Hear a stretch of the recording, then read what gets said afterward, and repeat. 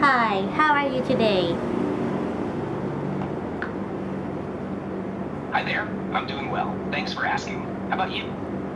Well, today and also last night I had a sore throat.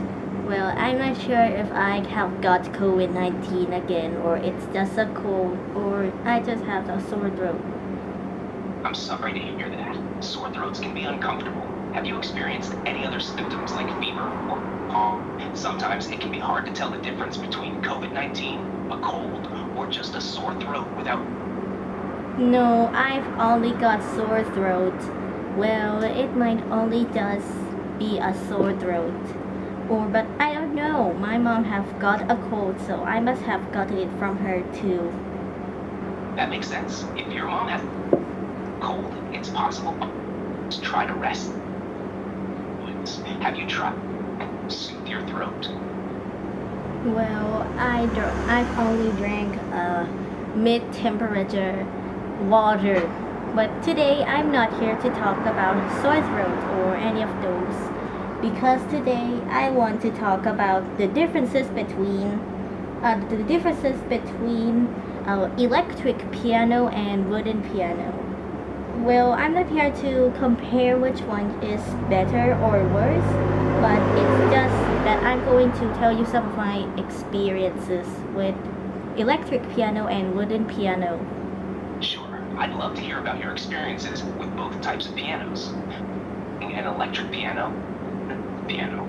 Well, actually, I have only tried one electric piano, but I used to have an electric piano, and if I do and piano acoustic, I have once used I have used many uprights like at school, at home, or changing to a grand piano.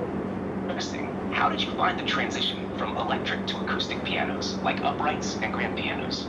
I felt neutral because I didn't know much because I'm still a student. I don't really know that much. So, so let's talk about electric pianos first. It's good. What was your experience like with the electric piano?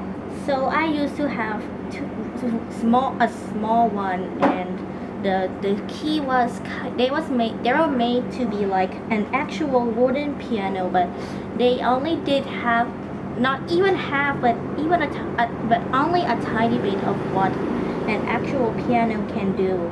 The differences between electric piano and the wooden piano is that if you press a key on the electric pianos, it doesn't actually make a sound. It doesn't naturally make a sound because it's actually just a recording. And when you press it, it's like a switch, and there is electricity sent, and it plays the recorded sound. That's a great explanation. So, electric pianos rely on electronic signals to produce recorded sounds, while wooden pianos create sound naturally through the mechanics of strings and hammers. Did you find that the feel or response of the keys was different between the electric and wooden pianos? Well, I don't know because I haven't played that much of electric piano, and maybe the new ones are better now, but my experience with them is, well, it's kind of neutral, but the one I used to have, there were so little keys. That's why I had to switch to wooden piano. Especially as you put piano studies. How does it change you? Whoa, what happened to the audio? Oh, there might be a slight glitch. Could you repeat what you were saying? So, well, I used to have a small one, but there was so little keys. I had to switch to a wooden piano. Switching to a wooden piano must have been a big change, especially with the full range. Did you find that it improved your playing and practice? Well, a lot because now I can practice more advanced pieces. Well, now let's talk about wooden piano. There are two types of wooden piano: acoustic piano, upright, upright piano. I don't really know that much because I'm not very, I'm not that I'm not a professional. I'm just a student who is still practicing to tell stuff. That's great that you're able to practice more advanced pieces now. So you're interested in upright pianos and acoustic pianos in general. What differences have you noticed between playing an upright piano versus a grand piano? The upright piano, the strings and hammers are how do I call it? It's upwards. It's like standing.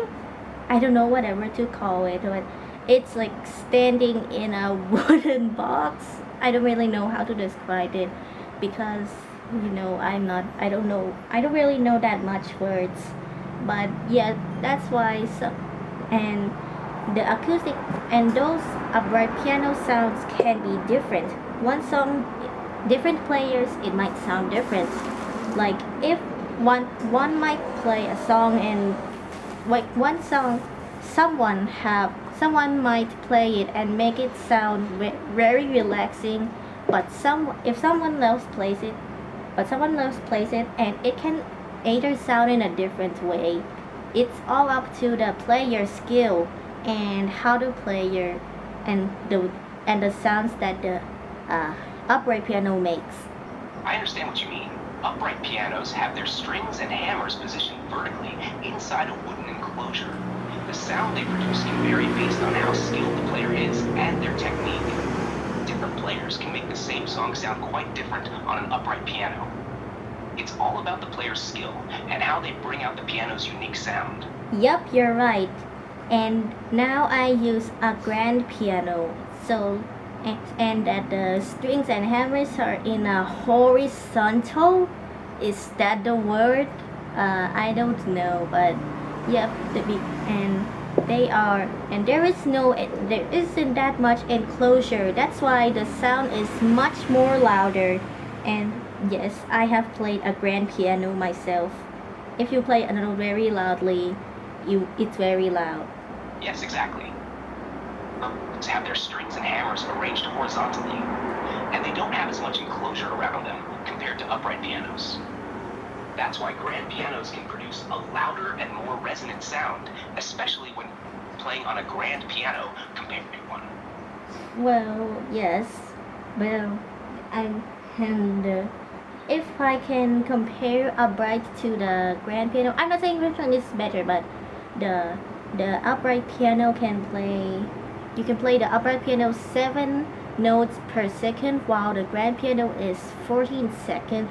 It's 14 notes per second. Well, I don't know who even is able to play piano that fast, but yep, it has effect on if you use some techniques like wrist movements. That's an interesting the speed difference between upright and grand pianos. Grand pianos do tend to allow for can be advantageous for certain techniques like quick wrist movements.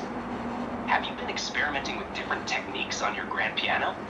Well, not really, because I have to follow the techniques that my not really that much of piano teacher, but I took Ilinka's piano course and I have to follow her techniques that she teaches. So I'm not really experimenting that much. It's important to follow your piano teacher's guidance to build a strong foundation. How are you finding Ilinka's piano course so far?